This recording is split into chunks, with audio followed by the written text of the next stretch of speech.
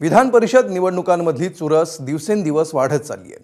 महायुतीला सर्वच्या सर्व 17 जागांवर निर्विवाद विजय मिळेल असं कागदावरची आकडेवारी सांगते।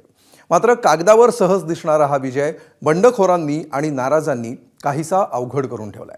हा विजय पुन्हा सुकर करण्यासाठी महायुतीच्या नेत्यांनी कंबर कसली आहे आणि बंडोबांना थंड करण्यासाठी आज दिवसभर प्रयत्न सुरू होते।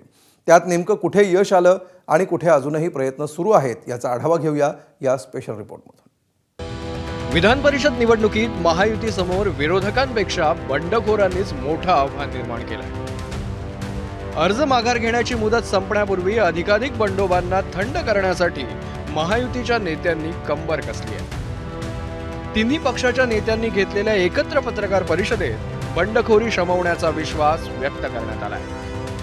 काही बंडखोर म्हणून काही अर्ज भरले असतील तर माझी त्यांना विनम्र विनंती आहे की त्यांनी वरिष्ठांशी बोलून नेत्यांशी बोलून ते अर्ज मागे घ्यावेत अशी त्यांना विनंती आहे। आणि येणाऱ्या काळामध्ये पार्टीसुद्धा त्यांच्या बाबतीमध्ये सकारात्मक येणारी महामंडळं असतील किंवा समित्या आहेत यामध्ये कुठेतरी पॉझिटिव्ह विचार करणाऱ्या याही संदर्भातला निर्णय हा कालच्या बैठकीमध्ये महायुतीच्या सर्व नेत्यांनी घेतला आहे। राज्यात सर्वाधिक गाजलेली बंडखोरी होती कोकणातली।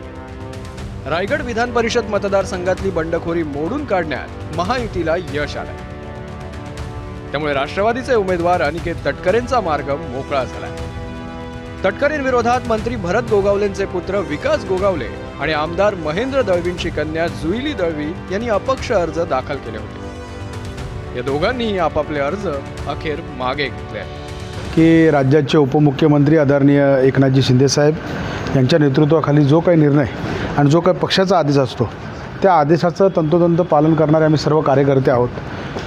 आणि आदरणीय साहेबांचा फोन आला आणि दळवी साहेबांनाही देखील सांगितलं। दळवी साहेबांनी सकाळी जुई दळवी यांचे सूचक या दोघांनाही त्यांनी इथं रत्नागिरी जिल्हाधिकारी कार्यालयात पाठवून त्यांचा उमेदवारी अर्ज या ठिकाणी मागे घेतला। शिंदेसाहेब आमचे नेते आहेत आणि ते जे आदेश करतील ते आम्हाला पाळणं काळाची गरज आहे। कोकणाची राजकीय परिस्थिती वेगळी होती। अर्थात महाराष्ट्राच्या सीट शेअरिंगमध्ये कोकण नाही आहे, ते राष्ट्रवादीला गेलं आणि अर्थात त्याचं आम्ही समर्थन निश्चित केलं, त्याच्यामध्ये दुमत अजिबात नाही आहे। पण शेवटी आमचे नेते शिंदेसाहेबांनी सांगितलं तो आदेश पाळणं आमचं काम आहे। आम्ही शेवटी सैनिक आहोत, त्यांचा आदेश सोडतो। पण रायगड पाठोपाठ महायुतीसमोर आव्हान ठरते ती नाशिकची जागा। नाशिकमधून गणेश गीते आणि गोकुळ गीते या बंधूंनी अपक्ष उमेदवारी अर्ज दाखल केल्यामुळे महायुतीच्या अडचणी वाढण्याची शक्यता आहे। त्यामुळे या गीते बंधूंना समजावण्यासाठी शिवसेना आणि भाजपनं कंबर कसली आहे। गणेश गीतेंची समजूत काढण्याची जबाबदारी उचलली आहे भाजप नेते गिरीश महाजनांनी, तर गोकुळ गीतेंचं मन वळवण्याचा प्रयत्न करतायत शिवसेनेचे नेते उदय सामंत। सध्या गणेश गीते आणि गिरीश महाजन दोघेही मुंबईत असून अर्ज माघार घेण्याची मुदत संपण्यापूर्वी आपण गणेश गीतेंची समजूत काढू असा विश्वास त्यांना आहे। गणेश गीते माझी भेट झालेली आहे, रात्री आम्ही भेटलेलो आहोत आणि त्यांना आम्ही सांगणार आहोत की आपण या ठिकाणी फॉर्म मागे घ्यावा, आपला अर्ज जो आहे तो या ठिकाणी मागे घ्यावा असं आम्ही त्यांना विनंती करणार आहोत, सांगणार आहोत। गणेश गीते आमचेच कार्यकर्ते आहेत हे खरं आहे, पण निश्चित 17च्या 17 ठिकाणी आता आम्ही महायुतीमध्ये लढतो आहोत। अनेक ठिकाणी असे टाय होते, त्या ठिकाणी बऱ्याच ठिकाणी तर प्रॉब्लेम सॉल्व्ह झालेले आहेत। 1-2-3 ठिकाणी काय जे असतील मला वाटतं चर्चा झाल्यानंतर बोलल्यानंतर त्या ठिकाणी तिथे मार्ग निघेल। तर गोकुळ गीतेंची भेट घेऊन त्यांचा बंड शांत करण्याचा प्रयत्न उदय सामंतांनीच सुरू ठेवलाय। ज्या ज्या ठिकाणी महायुतीच्या विरोधामध्ये चुकून अनावधानानं किंवा गैरसमजातनं फॉर्म भरलेले आहेत ते नेत्यांनी चर्चा करून मागे घ्यावेत अशा पद्धतीची देखील चर्चा झाली आणि त्याच्या पार्श्वभूमीवर आज मुंबईमध्ये पत्रकार परिषद झाली। त्याच्यामुळे तिन्ही पक्षाचे कार्यकर्ते हे नेत्यांचे आदेश मानणारे कार्यकर्ते आहेत। त्याच्यामुळं काल जी मुख्यमंत्री महोदयांबरोबर चर्चा झाली असेल त्याच्यामधनं सकारात्मकच गोष्टी नाशिक स्थानिक स्वराज्य संस्थेच्या निवडणुकीमध्ये घडतील आणि शिवसेनेचे आमचे उमेदवार नरेंद्रजी दराडे हे निवडून येतील हा विश्वास आम्हाला आहे। मात्र गीते बंधू अद्यापही निवडणूक लढण्याच्या भूमिकेवर ठाम आहे। मी महायुतीच्या जागा वाटपाच्या पूर्वी त्या ठिकाणी अर्ज भरला होता। मी एक अर्ज भारतीय जनता पार्टीतर्फे भरला होता आणि दुसरा अर्ज मी अपक्ष भरलेला होता. अजून मी तर माझी निवडणूक लढण्याच्या निर्णयावर ठाम आहे. माझ्या पक्षाने मला शब्द दिलेला होता 1 वर्षापासनं की ही निवडणूक या ठिकाणी आम्ही तुम्हाला तिकीट देऊ आणि तुम्हाला लढवू. तुम्ही माघार घेणार आहात का आणि निवडणूक लढणार आहात का? मी निवडणूक लढणार आहे. कुठल्या प्रकारची माझी माघार होणार नाही. हां. परंतु गिरीश महाजन जो दावा करताय किंवा गणेश भाऊंनी माघार घेण्याचा निर्णय घेतलाय.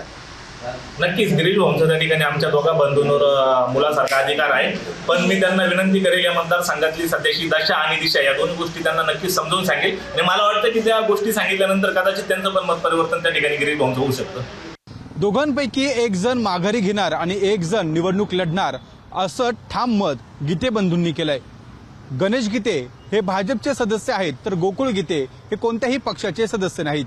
त्यामुळे गणेश गीते आणि गिरीश महाजन यांच्या चर्चेनंतर गणेश गीते हे माघारी घेतील तर गोकुळ गीते हे मैदानात राहतील अशी शक्यता सध्या नाशिक विधान परिषदेच्या निवडणुकीच्या निमित्ताने नाशिकमध्ये सुरू झाली आहे.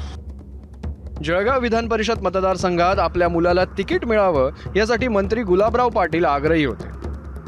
तिकीट वाटप जाहीर झाल्यापासून याबाबत मौन बाळगलेल्या गुलाबराव पाटलांनी अखेर आज आपल्या भावनांना वाट मोकळी करून देत सगळं काही नशिबावर सोडून दिलं.